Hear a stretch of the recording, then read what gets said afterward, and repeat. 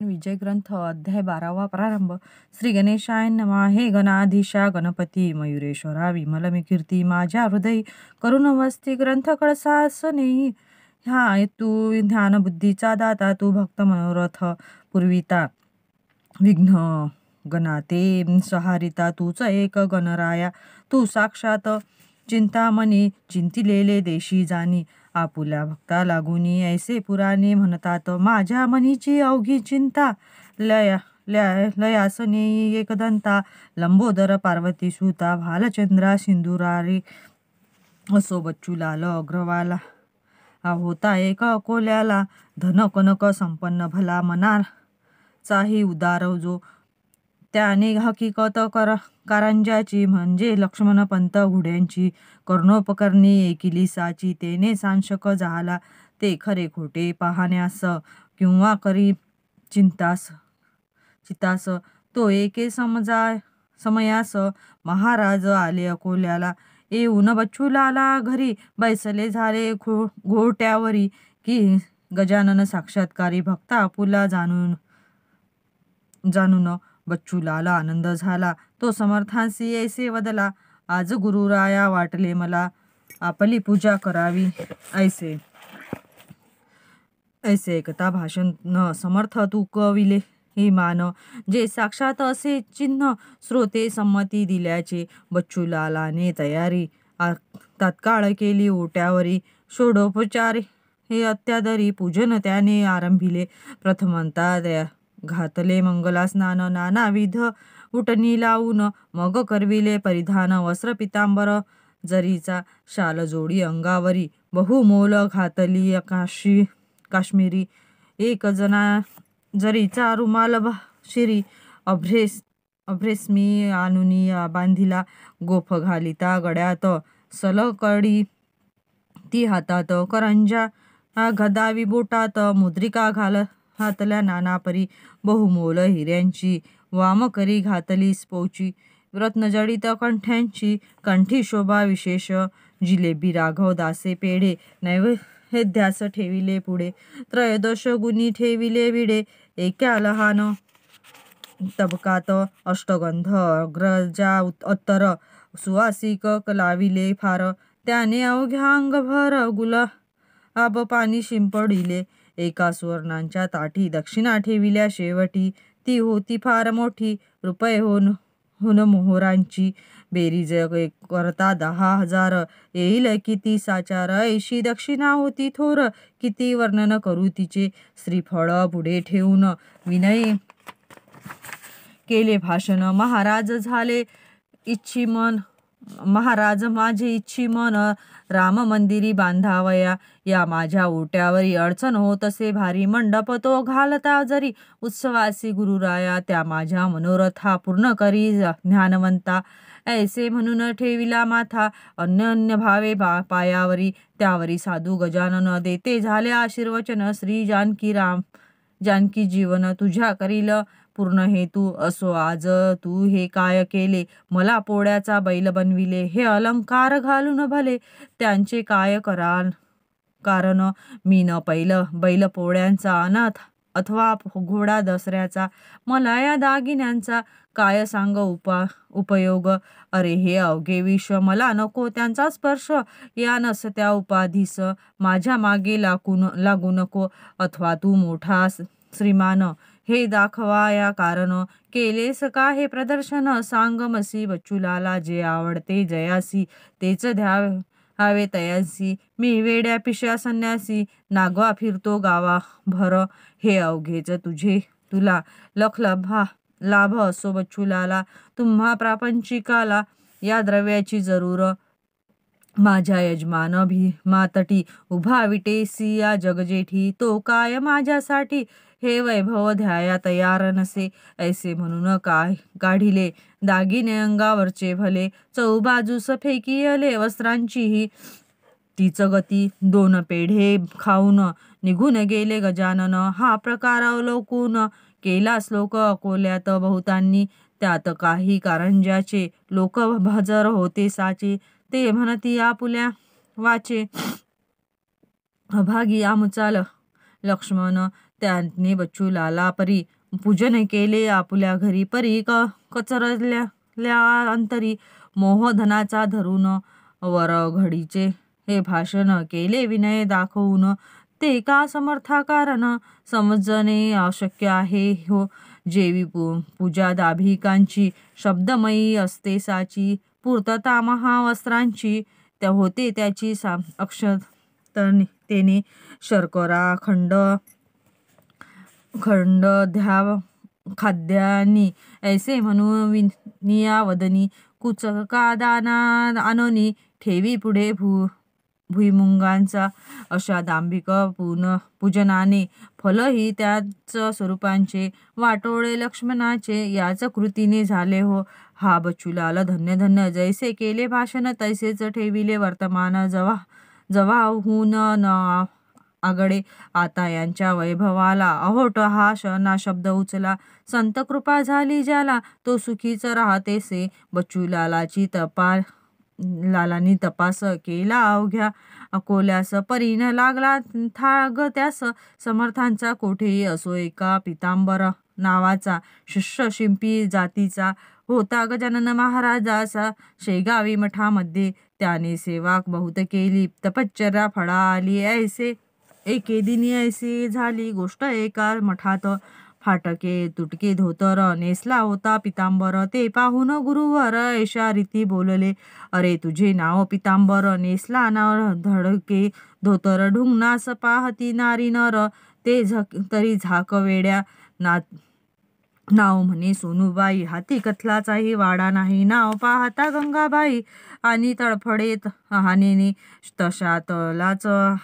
तशातलाच प्रकार आहे तुझा साचार हे फाटके धोतर पोतेऱ्याच्या उपयोगी नेतेच नेसून बैससी ढुंगन जगाला दाविसी हा घे दुपेटा देतो तुसी नेसावया कारणे तो न करिता अनमान राहे बाळा नेसून यासी नको सोडू जाण कोणी काही केले तरी पितांबर दुपेटा नेसला हे असह्य झाले इतरांना भाऊच घालत की भावाला होतो स्वार्थ दृष्टीने तो वेडा वाकडा प्रकार कशास बोलू साचार गटारांचे उघडुताद्वार घाण मात्र सुटते हो श्री गजानन स्वामी प्रत शिष्य होते असंख्यात परी अधिकारी त्यांत दोन्ही हातांच्या बोटा इतके पहा श्रोते कांतारी वृक्ष असती नाना परी त्यातून क्वचित कोठेतरी नजरेस पडती चंदन तरु त्या परीच होते येथे त्यांच्या शिष्य मंडळी ते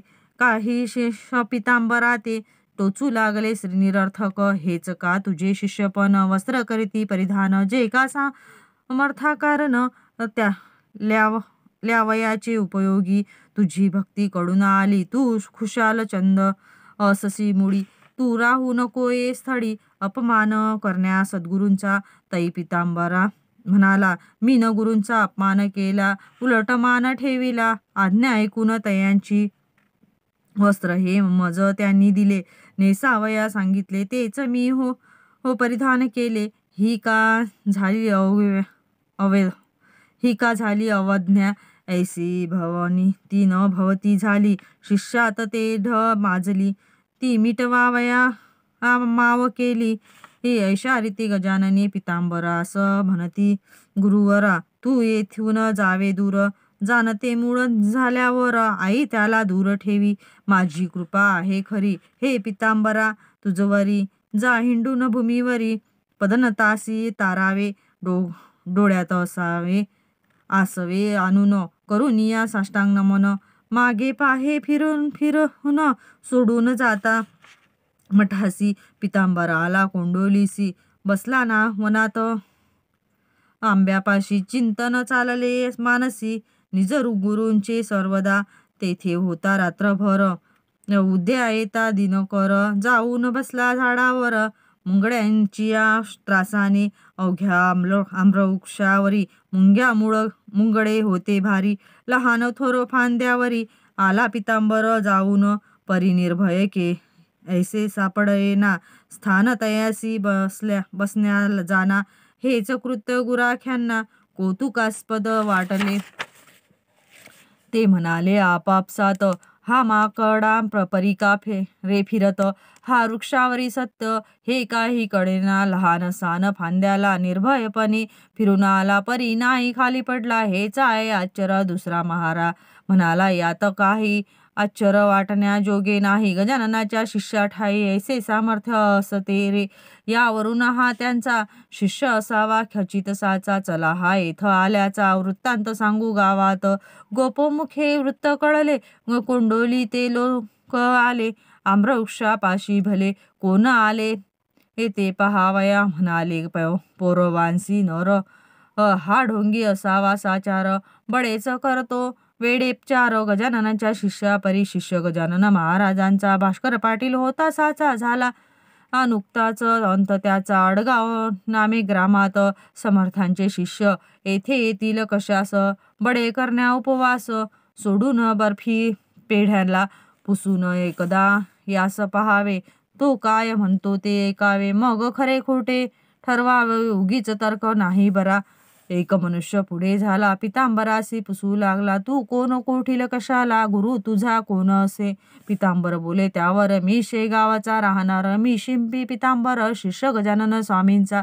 त्याची आज्ञा मज लागून करण्या झाली पर्यटन. म्हणून येथे येऊन वृक्षापाशी बैसलो तो आंब्याच्या मुळाशी.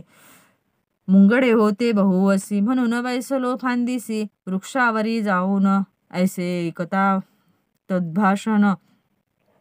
लोक कोपले या दारुण, अरे मोठ्यांचे नाव सांगून चेष्टा ऐशा करू नको. काय म्हणे मी राजाची राणी आवडती आहे साची. खडगी भरण्या पोटांची आले मजुरी करावया. देशमुख त्या गावीचा शामराव नामे साचा. तो बोलबाला ऐसी वाचा. अरे सोंगाड्या ऐक हे स्वामी समर्थ गजानन प्रत्यक्ष आहे भगवान. त्यांचे नाव सांगून बट्ट्या त्यांना लावू नको. अरे वेड्या एका काळी त्यांनी ऐसी कृती केली. ऋतुदंत नसता आणवली फळे आम्रवृक्षाला. त्यांनी फळे आणवली, तू नुसती पाने आण भली. नाही तरी या स्थळी तुझी न धडगत लागेल. हा बळीराम पाटलाचा वृक्ष वठलेल्या आंब्याचा. तो पर्णयुक्त करिसाचा.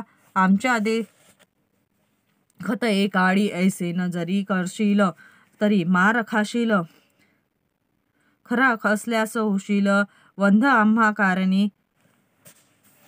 काकी शिष्य सद्गुरूंचे काही अंशी निघती साचे. बाप्पा त्यांच्याच तोंडीचे. हा आहे न्याय जगी. नको करू उशीर, हा आंबा करी हिरवागार. ते एकता पितांबर गेला असे घाबरून. बोलला ऐसे नाडू नका, माझी सारी कथा ऐका. एका खाणीत निघती देखा, हिरे आणि गारा हो तैसाच मी गार परी. गजानन शिष्या भीतरी बोललो नाही वैखरी. यत्किंचित खोटे हो गारे वरून हानीस. नाही येत जगी दोष, मी नीच गुरूंच्या नावास चोरून कैसे ठेवावे. शामराव म्हणे त्यावर, नको करू चरचर. संकट शिष्यास पडता थोर. ते धावा करीती सद्गुरूंचा. मग तो शिष्य त्यांचा जरी नसला कृतीने अधिकारी, तरी सद्गुरूंचा प्रभाव करी सहाय्य त्या आपल्या शिष्यास. ऐसी झाली आडविहीर पितांबरासी साचार. झाला बिचारा चिंतातूर, काही न सुचे तयासी. त्या वठलेल्या झाडापाशी मिळाले अवघे पोरवांसी. काय होते ते पहावयासी. मुले बाळे का समवेत निरुपाय होऊन अखेर पितांबराने जोडले कर. स्तवन मांडिले अपार आपल्या सद्गुरु रायांचे. हे स्वामी समर्थ गजानन ज्ञानांबरीच्या नारायण पदनतांच्या रक्षणा धावा आता काळी. माझ्यामुळे दोष तुला येऊ पाहतो भक्त पाला. आपुल्या बिंद्रासाठी पाला आणि व आम्रवृक्षाशी. माझी भिस्त तुझ्यावरी पाव माते लवकरी. नातरी आली पाळी खरी, मजला येथे मरण्याची. प्रल्हाद खरा करण्याला, स्तंभी नरहरी प्रगटला. जनी चढविता सुकुळाला, त्यांचे पाणी झाले. जनीचा भार देवावर, माझा आहे तुझवर. संत देवांचा अंतर मुळीच नाही राहिले. देवतेची असती संत, संततेची देव साक्षात. मला लोक म्हणतात शिष्य गजाननाचा, माझे काही महत्व नाही.